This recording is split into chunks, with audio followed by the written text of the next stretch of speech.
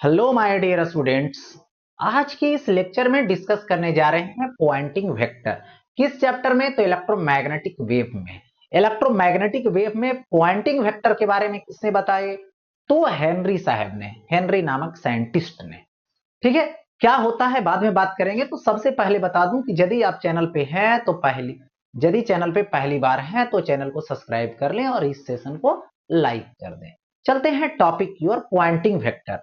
Poynting vector that means intensity of electromagnetic wave.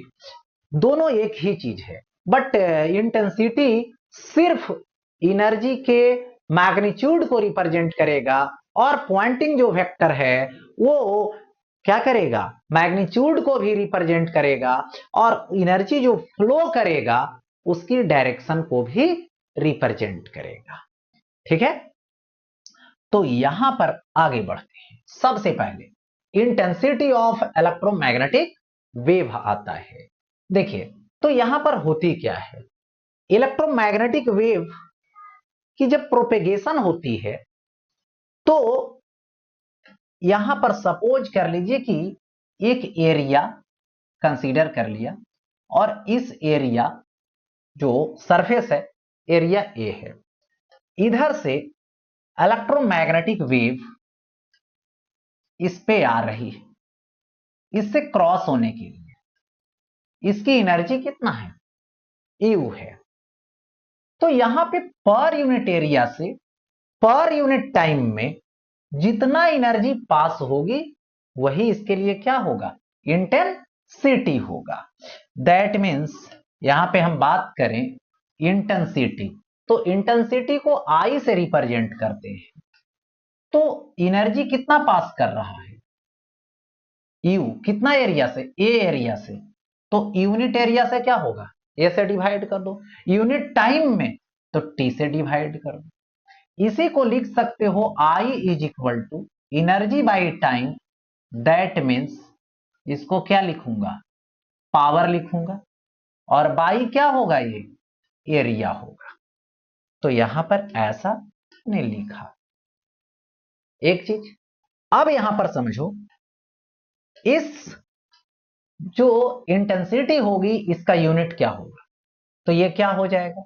Power का वाट, इसका metre square.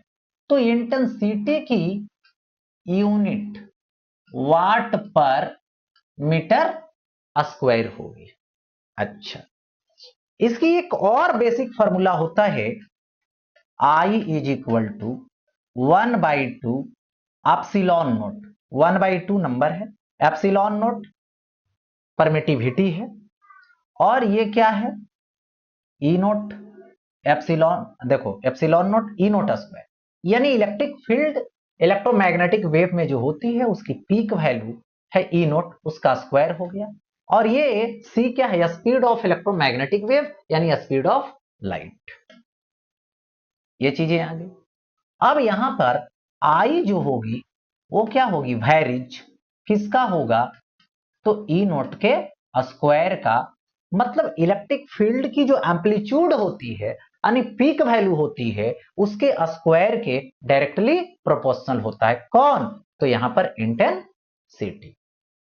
ये हो गया। अब यहां पे आता है पॉइंटिंग वेक्टर। मैंने क्या बोला? पॉइंटिंग वेक्टर की आइडिया कौन दिए? तो ये हेनरी साहब ने दी। क्यों? किस लिए? मेन पर्पस क्या है?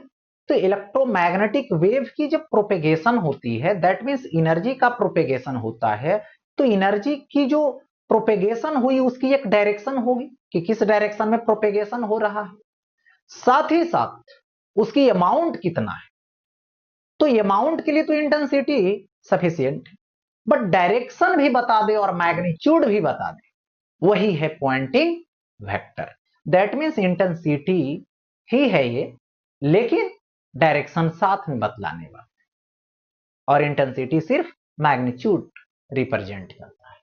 तो यहां पर देखिए दे रखा है the rate of energy transport, ठीक है, per unit area in such A wave is described by a vector s called the pointing vector।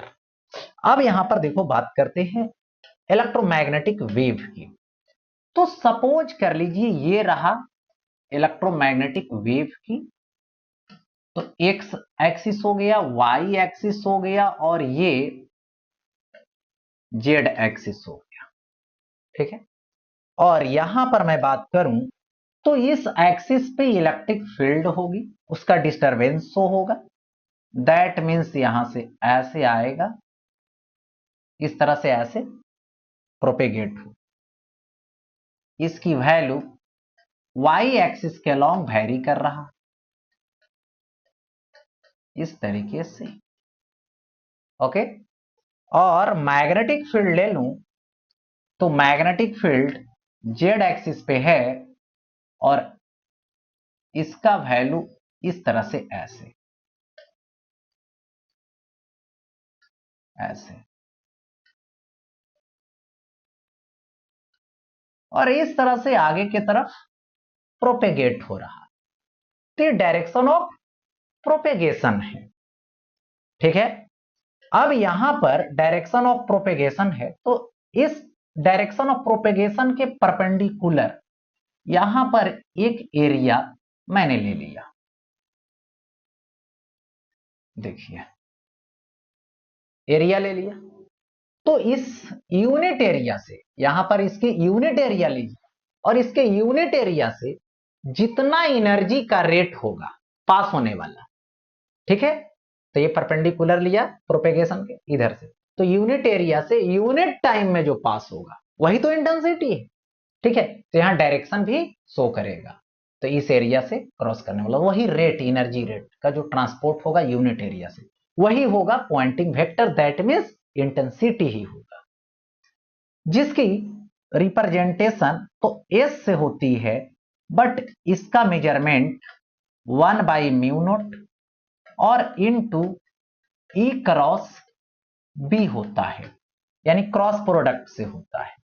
तो यहां पर देखिए इसकी मैग्नीट्यूड तो निकल जाएगा और डायरेक्शन क्या दे देगा, ई क्रॉस बी दे देगा, यानी जिस डायरेक्शन में इलेक्ट्रोमैग्नेटिक वेव की प्रोपेगेशन होगी उसी डायरेक्शन में इलेक्ट्रोमैग्नेटिक वेव की एनर्जी का भी ट्रांसफर होगा। तो यही बतलाएगा मैग्नीट्यूड और डायरेक्शन, जो इंटेंसिटी का ही टर्म है और यही पॉइंटिंग वेक्टर है। ठीक है, और इसकी भी यूनिट इंटेंसिटी का ही यूनिट होगा, वाट पर मीटर स्क्वायर। ओके, तो इस तरीके से ये लेक्चर, ये टॉपिक एंड होता है।